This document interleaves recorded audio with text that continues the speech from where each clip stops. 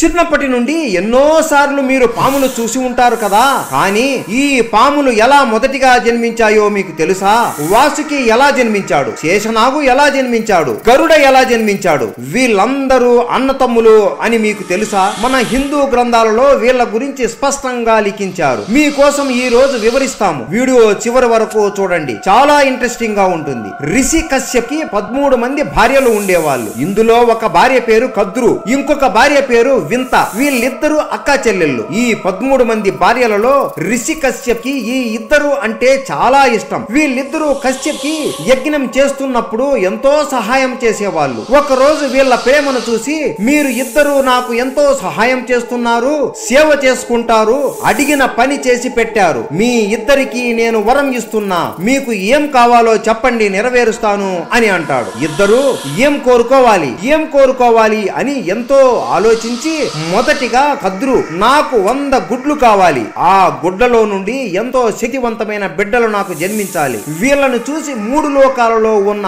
అందరూ భయపడిపోవాలి అని కోరుకుంటుంది. సరే కద్రు, నీ ఇష్టం తదాస్తు అని అంటాడు. వెంటనే ఆమె ముందు 100 గుడ్లు ప్రత్యక్షం అవుతాయి. ఆమె ప్రతి గుడ్డుని జాగ్రత్తగా ఒక్కొక్క కుండలో పెడుతుంది. సమయం వచ్చినప్పుడు ఈ గుడ్లు పొదిగి పిల్లలు పుడతారు అని అనుకుంటుంది. ఇదంతా చూసి ఇంకొక భార్య వింత, స్వామి నాకు ఇంతమంది బిడ్డలు వద్దు, నాకు కేవలం 2 బిడ్డలు చాలు, కానీ కద్రుకి పుట్టబోయే బిడ్డల కన్నా 100,000 రెట్లు శక్తివంతమైన బిడ్డలు జన్మించాలా వరం ఇవ్వండి అని కోరుకుంటుంది. సరే నీ ఇష్టం తదాస్తు అని అంటాడు. వెంటనే ఆమె ముందు 2 పెద్ద గుడ్లు ప్రత్యక్షం అవుతాయి. ఆమె కూడా సమయం వచ్చినప్పుడు ఈ గుడ్లు పగులుతాయి అని 2 కుండలలో జాగ్రత్తగా పెడుతుంది. 1 నెల తర్వాత కద్రు 100 గుడ్లు రోజుకు 1 పగిలి లోపల నుండి చిన్న పాములు పుడతాయి. ఈ 100 పాములలో ఒక పామే వాసుకి. ఈ వాసుకి ఎవరో మీకు తెలుసు కదా. శివుడి మెడలో ఒక పాము ఎప్పుడూ ఉంటుంది కదా, ఆ పామే ఈ వాసుకి. శేషనాగు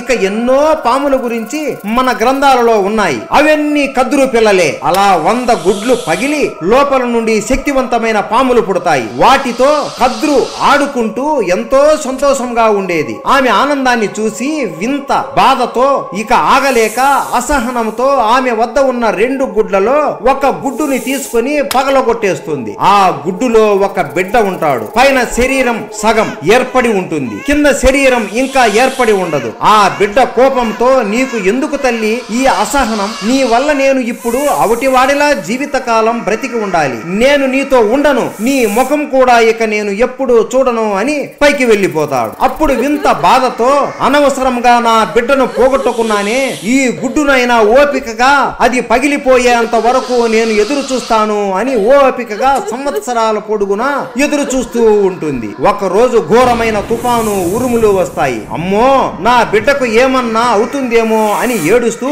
ఆ బిడ్డని వర్షం నుండి రక్షిస్తూ ఉంటుంది. అప్పుడు ఆ గుడ్డు మెల్లగా పగిలి ఆ గుడ్డులో నుండి గరుడ జన్మిస్తాడు. గరుడ ఎవరో మీకు తెలుసు కదా. గరుడ పక్షి విష్ణువు వాహనము. వింత మొదటిగా అసహనంతో గుడ్డు పగలగొట్టేసింది కదా, అతని పేరు అరుణ్. అరుణ్ ఎవరో మీకు తెలుసా?